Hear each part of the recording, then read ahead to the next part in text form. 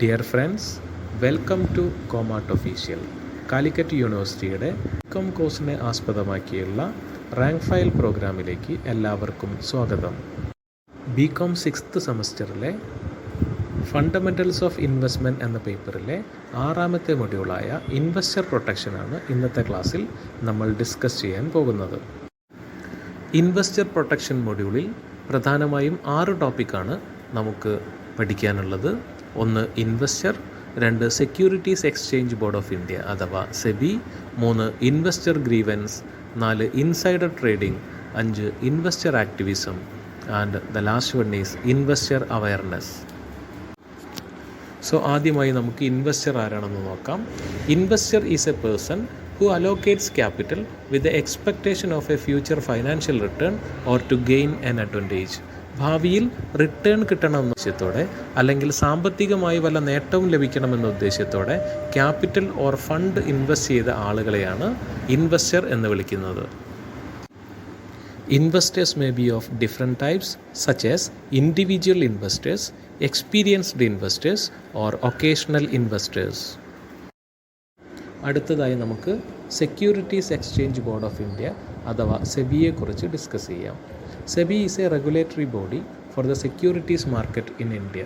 ഇന്ത്യയിൽ സെക്യൂരിറ്റീസ് മാർക്കറ്റിനെ നിയന്ത്രിക്കാൻ പൂർണ്ണമായും അധികാരമുള്ള ഒരു റെഗുലേറ്ററി ബോഡിയാണ് securities exchange board of India അഥവാ SEBI.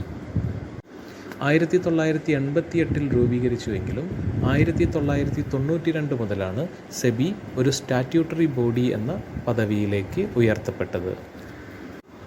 SEBI plays a crucial role in safeguarding the interest of investors while promoting the development of the securities market. ഇൻവെസ്റ്റേഴ്സിനെ സംബന്ധിച്ചിടത്തോളം അവരുടെ റൈറ്റ്സ് സംരക്ഷിക്കുന്നതിൽ നിർണായകമായ പങ്കുവഹിക്കുന്ന റെഗുലേറ്ററി ബോഡി കൂടിയാണ് SEBI. Now let us discuss the functions of SEBI. First function is review of operations, structure and control of stock exchanges. ഇന്ത്യയിലെ stock എക്സ്ചേഞ്ചുകളുടെ പ്രവർത്തനം, ഘടന, നിയന്ത്രണം എന്നിവയെക്കുറിച്ച് സമയാസമയങ്ങളിൽ റിവ്യൂ ചെയ്യുക എന്നതാണ് സെബിയുടെ 1ാമത്തെ function. The second function is registration and regulation of intermediaries. സ്റ്റോക്ക് എക്സ്ചേഞ്ചുകൾക്കും ഇൻവെസ്റ്റേഴ്സിനും ഇടയിൽ വരുന്ന ഇൻ്റർമീഡിയറീസിന് പ്രവർത്തിക്കാൻ ആവശ്യമായിട്ടുള്ള രജിസ്ട്രേഷൻ നൽകുക, അവരുടെ പ്രവർത്തനങ്ങളെ കൃത്യമായ സമയങ്ങളിൽ റെഗുലേറ്റ് ചെയ്യുക എന്നതൊക്കെയാണ് 2ാമത്തെ function.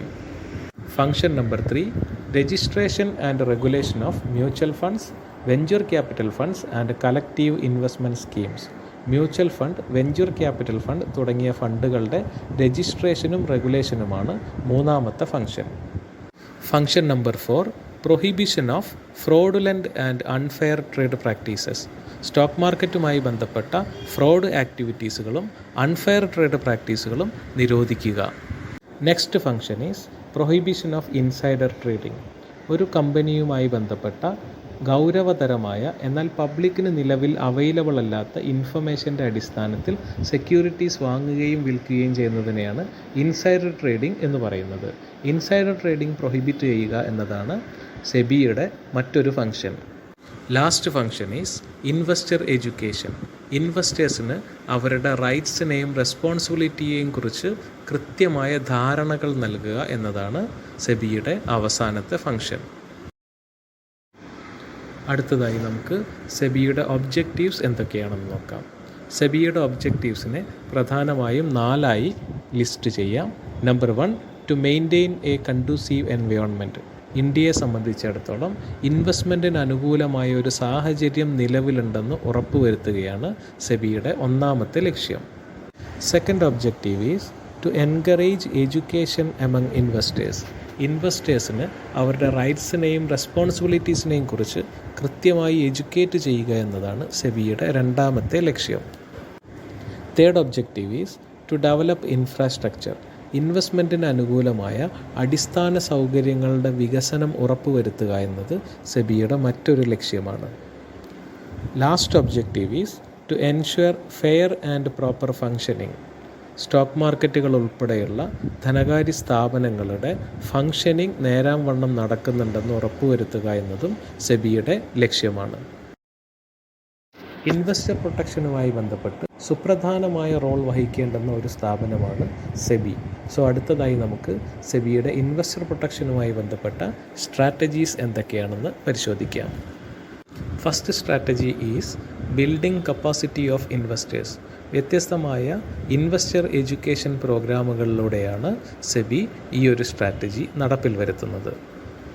Next strategy is make proper disclosure.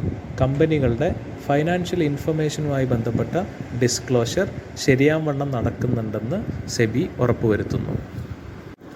Next strategy is make transaction safe. Stock മാർക്കറ്റുമായി ബന്ധപ്പെട്ട ട്രാൻസാക്ഷൻസ് സുരക്ഷിതമായി നടക്കുന്നതിന് വേണ്ട നടപടികൾ സെബി സ്വീകരിച്ചു പോരുന്നുണ്ട്. And the last strategy is redressal of investor grievance. ഇൻവെസ്റ്റേഴ്സിൻ്റെ പരാതികൾ പരിഹരിക്കുന്നതിനാവശ്യമായിട്ടുള്ള നടപടികൾ സെബി നടപ്പിൽ വരുത്തിയിട്ടുണ്ട്.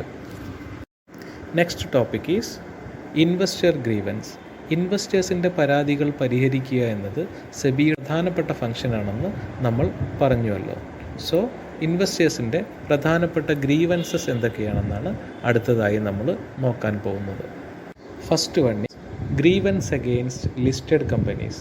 സ്റ്റോക്ക് മാർക്കറ്റിൽ ലിസ്റ്റ് ചെയ്ത കമ്പനികൾക്കെതിരായ grievances. Number 2 grievance against stock brokers and depository participants. Stock market ബ്രോക്കേഴ്സിനും ഡെപ്പോസിറ്ററി പാർട്ടിസിപ്പൻസിനും എതിരായ ഗ്രീവൻസസ്.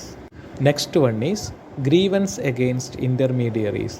സ്റ്റോക്ക് എക്സ്ചേഞ്ചിനും ഇൻവെസ്റ്റേഴ്സിനും ഇടയിൽ വരുന്ന ഇൻ്റർമീഡിയറീസിനെതിരായ grievances.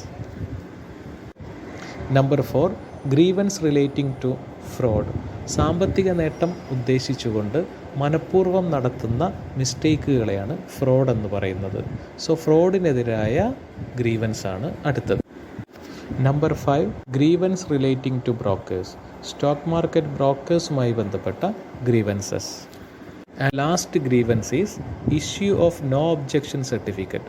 No objection certificate issue ചെയ്യുന്നതുമായി ബന്ധപ്പെട്ട ഗ്രീവൻസസ്. ഇതൊക്കെയാണ് ഇൻവെസ്റ്റേഴ്സിൻ്റെ പ്രധാനപ്പെട്ട ഗ്രീവൻസസ്. അടുത്തതായി നമുക്ക് സെബിയുടെ ഗ്രീവൻസ് റീഡ്രസൽ സിസ്റ്റത്തെക്കുറിച്ച് ഡിസ്കസ് ചെയ്യാം. ഇൻവെസ്റ്റേഴ്സിൻ്റെ പരാതികൾ പരിഹരിക്കുന്നതുമായി ബന്ധപ്പെട്ട് സെബി രൂപീകരിച്ചിട്ടുള്ള നടപടികളെയാണ് ഗ്രീവൻസ് റീഡ്രസൽ സിസ്റ്റം എന്നതുകൊണ്ട് ഉദ്ദേശിക്കുന്നത്. First one is establishment of a centralised database.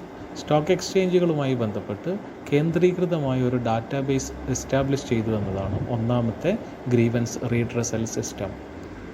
Number 2 disclosure and investor protection guidelines അഥവാ DIP guidelines. Number 3 investor protection fund. ഇൻവെസ്റ്റേഴ്സിൻ്റെ റൈറ്റ്സ് പ്രൊട്ടക്ട് ചെയ്യുന്നതിന് വേണ്ടി ഒരു ഫണ്ട് രൂപീകരിച്ചു. Number 3 investor protection fund. ഇൻവെസ്റ്റേഴ്സിൻ്റെ rights protect ചെയ്യുന്നതുമായി ബന്ധപ്പെട്ട് ഒരു ഫണ്ട് ക്രിയേറ്റ് ചെയ്തു. Number 4 investor awareness programmes. ഇൻവെസ്റ്റേഴ്സിന് അവരുടെ അവകാശങ്ങളെക്കുറിച്ച് കൃത്യമായ ധാരണ പകരുന്നതിന് വേണ്ടി ഒരുപാട് പ്രോഗ്രാമുകൾ നടത്തി വരുന്നു. And the last one is compensation to investors. ഇൻവെസ്റ്റേഴ്സിന് നഷ്ടപരിഹാരം നൽകുന്നതായി ബന്ധപ്പെട്ട നടപടികൾ. അടുത്തതായി നമുക്ക് ഇൻസൈഡർ ട്രേഡിങ്ങിനെ കുറിച്ച് ഡിസ്കസ് ചെയ്യാം. Insider trading means trading of securities based on material and non public information about the company. പബ്ലിക്കിന് നിലവിൽ അവൈലബിൾ അല്ലാത്ത എന്നാൽ കമ്പനിയുമായി ബന്ധപ്പെട്ട സീരിയസ് ഇൻഫർമേഷൻ്റെ അടിസ്ഥാനത്തിൽ സെക്യൂരിറ്റീസ് ട്രേഡ് ചെയ്യുന്നതിനെയാണ് ഇൻസൈഡർ ട്രേഡിംഗ് എന്ന് വിളിക്കുന്നത്. In other words, it is the process of purchase or sale of securities by individuals who have access to unpublished price sensitive information and are exploiting this information for personal gain. അതായത് നിലവിൽ publish ചെയ്തിട്ടില്ലാത്ത എന്നാൽ സെക്യൂരിറ്റീസിൻ്റെ പ്രൈസിനെ serious ആയി ബാധിക്കുന്ന ഇൻഫർമേഷനെ exploit ചെയ്യുന്നതിലൂടെ അത്തരം information access ഉള്ള വ്യക്തികൾ ആ ഇൻഫർമേഷൻ്റെ അടിസ്ഥാനത്തിൽ സെക്യൂരിറ്റീസ് വാങ്ങുകയും വിൽക്കുകയും ചെയ്യുന്നതിനെയാണ് ഇൻസൈഡർ ട്രേഡിംഗ് എന്ന് പറയുന്നത്. ഇവിടെ ഉപയോഗിച്ച വളരെ പ്രധാനപ്പെട്ട ഒരു ടേമാണ് UPSI അഥവാ unpublished price sensitive information. So what is UPSI? Unpublished sensitive information means any information which relates to the internal matters of a company which is not disclosed in the regular course of the business. കമ്പനിയുടെ internal ആക്ടിവിറ്റീസുമായി ബന്ധപ്പെട്ട എന്നാൽ നിലവിൽ companies disclose ചെയ്തിട്ടില്ലാത്ത ഇൻഫർമേഷനെയാണ് UPSI അഥവാ unpublished price sensitive information എന്ന് വിളിക്കുന്നത്. UPSI ആയി പരിഗണിക്കപ്പെടുന്ന പ്രധാനപ്പെട്ട information: 1. Periodical financial results of the company. 2. Intended declaration of interim or final dividend. Number 3. Issue of securities or buyback of securities. Number 4. Major expansion plans or execution of new projects. Number 5. Amalgamation, merger and takeovers. And number 6. Significant changes in plans, policies and operations of a company. അടുത്തതായി നമ്മൾ discuss ചെയ്യാൻ പോകുന്ന ടോപ്പിക്കാണ് investor activism. Investor activism means an attempt made by a shareholder or a group of shareholders in a publicly traded company to make changes in the management or operations in a way that suits stakeholders' best. സ്റ്റേക്ക് പ്രധാനമായും share ഹോൾഡേഴ്സിൻ്റെ താല്പര്യങ്ങൾക്ക് അനുകൂലമായി ഒരു കമ്പനിയുടെ മാനേജ്മെൻറ്റിനെ മാറ്റിയെടുക്കുന്നതിന് വേണ്ടി ഒരു share ഹോൾഡറോ അല്ലെങ്കിൽ A group of share ഹോൾഡേഴ്സോ നടത്തുന്ന അറ്റംപ്റ്റിനെയാണ് investor activism എന്ന് പറയുന്നത്. ഇൻവെസ്റ്റർ ആക്ടിവിസത്തിന് അഡ്വാൻറ്റേജസും ഡിസഡ്വാൻറ്റേജസും ഉണ്ട്. സോ അടുത്തതായി നമുക്ക് ഇൻവെസ്റ്റർ ആക്ടിവിസത്തിൻ്റെ അഡ്വാൻറ്റേജസ് എന്തൊക്കെയാണെന്ന് പരിശോധിക്കാം. First advantage is high pressure on management. മാനേജ്മെൻറ്റിന് മേൽ പ്രഷർ ചെലുത്താൻ ഇൻവെസ്റ്റർ ആക്ടിവിസം പര്യാപ്തമാണ്. Number 2, generating new ideas. പുതിയ ആശയങ്ങൾക്ക് വിത്തുപാകാൻ ഇൻവെസ്റ്റർ ആക്ടിവിസം കാരണമാവുന്നു. Number 3, increase in stock price. കമ്പനിയുടെ ഷെയർ പ്രൈസ് ഇൻക്രീസ് ചെയ്യാൻ ഇൻവെസ്റ്റർ ആക്ടിവിസം കാരണമാവും.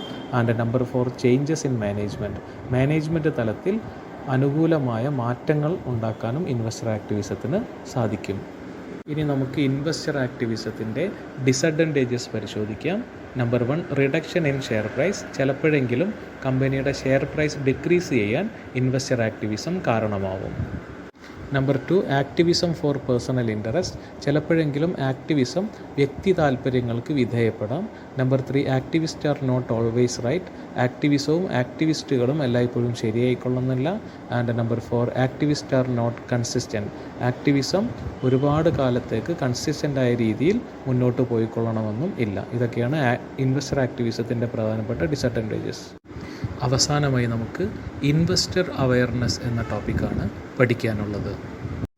Investor awareness is a term used by companies and similar bodies to describe how well the investors know their business.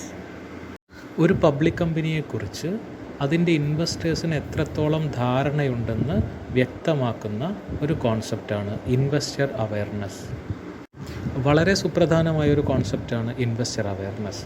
കാരണം ഒരു കമ്പനിയെക്കുറിച്ച് അതിൻ്റെ ഇൻവെസ്റ്റേഴ്സിന് പ്രത്യേകിച്ച് ധാരണയൊന്നുമില്ല എന്ന് വരുന്നത് അതിൻ്റെ ഇമേജിനെ ദോഷകരമായി ബാധിക്കാൻ ഇടയാക്കും. ഒരു കമ്പനിക്ക് ഇൻവെസ്റ്റർ അവയർനെസ് ക്രിയേറ്റ് ചെയ്യണമെങ്കിൽ ഒരുപാട് പരിപാടികൾ സംഘടിപ്പിക്കാം. ഒന്നാമതായി സെക്യൂരിറ്റി മാർക്കറ്റ് അവയർനെസ് ക്യാമ്പയിൻ നടത്താം. 2, വർക്ക്ഷോപ്പുകൾ കണ്ടക്ട് ചെയ്യാം. 3, അഡ്വർടൈസ്മെൻറ്റുകളിലൂടെ. 4, എഡ്യൂക്കേറ്റീവ് മെറ്റീരിയൽസ് പബ്ലിഷ് ചെയ്യുന്നതിലൂടെ. 5, internet based response system create ചെയ്യുന്നതിലൂടെ. 6, BA ട്രെയിനിങ് ഇൻസ്റ്റിറ്റ്യൂട്ടുകളിലൂടെ. ഇങ്ങനെ വ്യത്യസ്തമായ പരിപാടികളിലൂടെയാണ് ഒരു കമ്പനി ഇൻവെസ്റ്റർ അവയർനെസ് ഉണ്ടാക്കിയെടുക്കുന്നത്. സോ ഇത്രയുമാണ് ഇൻവെസ്റ്റർ പ്രൊട്ടക്ഷൻ എന്ന മൊഡ്യൂളിൽ നമുക്ക് ഡിസ്കസ് ചെയ്യാനുള്ളത്. ക്ലാസ് നിങ്ങൾക്ക് മനസ്സിലായിട്ടുണ്ടാവുമെന്ന് വിചാരിക്കുന്നു. ഈ ക്ലാസ്സുമായി ബന്ധപ്പെട്ട് നിങ്ങൾക്ക് വല്ല സംശയങ്ങളുണ്ടെങ്കിൽ കമൻറ്റ് ബോക്സിൽ രേഖപ്പെടുത്താൻ അഭ്യർത്ഥിക്കുന്നു. അടുത്ത ക്ലാസ്സിൽ വീണ്ടും കാണാം. താങ്ക്